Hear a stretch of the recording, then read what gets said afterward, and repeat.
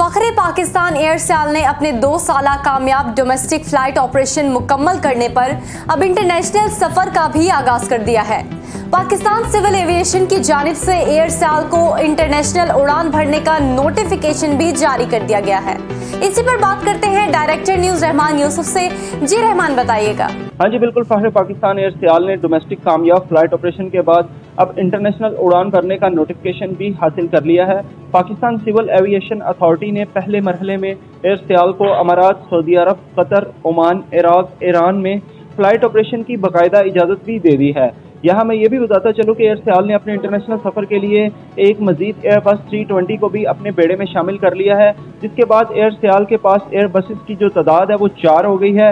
इसके बाद बहुत जल्द अब इंटरनेशनल फ्लाइट्स का भी आगाज़ कर दिया जाएगा।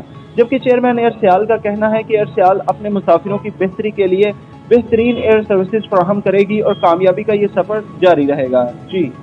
जी बहुत शुक्रिया तफसीलात से आगाह करने का। खबर दे रहे थे आपको सियालकोट से, जहां पर एयरसेल को पाकिस्तान सिविल एविएशन अथॉरिटी की जानिब से इंटरनेशनल उड़ान भरने का नोटिफिकेशन जारी कर दिया गया।